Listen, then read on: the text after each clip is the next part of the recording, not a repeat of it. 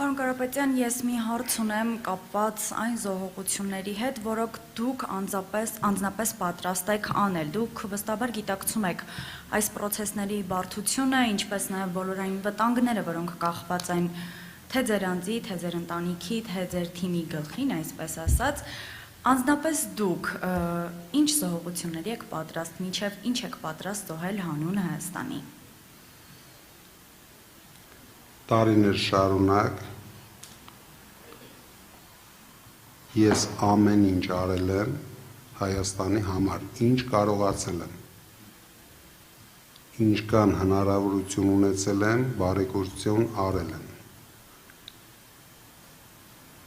Հայաստանում ամենամեծ 18 տարվա ընթացքում ամենամեծ ներդրողն եմ։ Այսինքն դուք մի մտածեք, որ դա զոհողություն չի եղել, բայց դա տնտեսական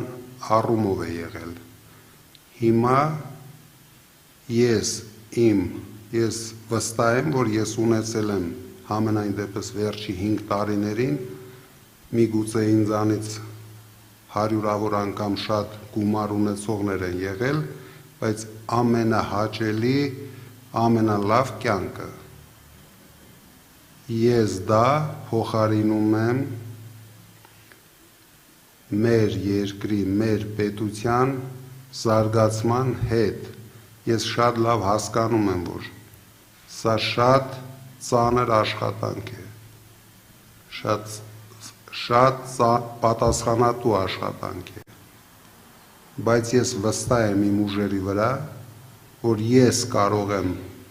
ստեղծել Հայաստանում 300,000 աշխատատեղ հայերի համար,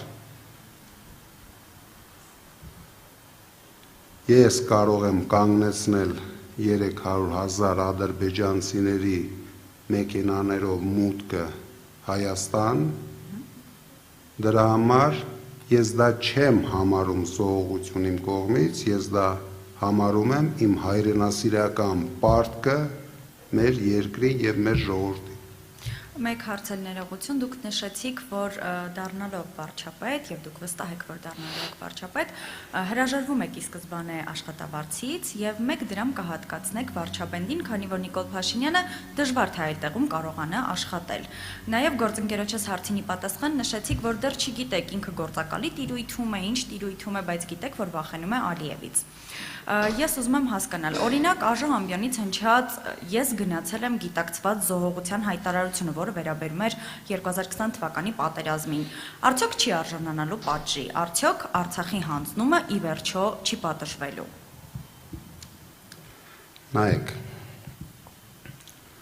հաստատ իմացեք, պատժվելու է դավաճանությունը,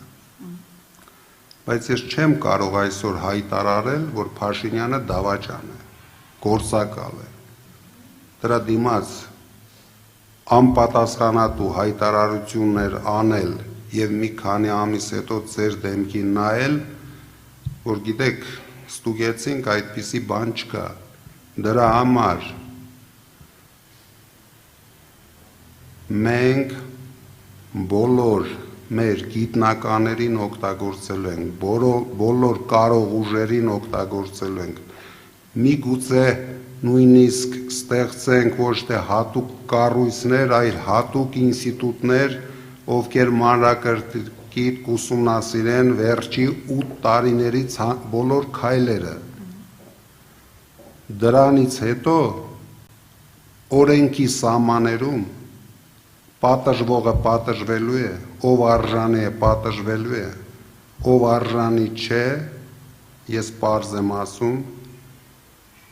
քրեական հետապնդումների չի ենթարկվելու։ Մենք չենք պատժելու մարդկանց, ովքեր վախկոտ են եղել, ովքեր թույլ են եղել, իսկ ովքեր դավաճան են եղել, դուք չեք էլ պատկերացնում ինչպես են պատժվելու։ Շնորհակալ եմ։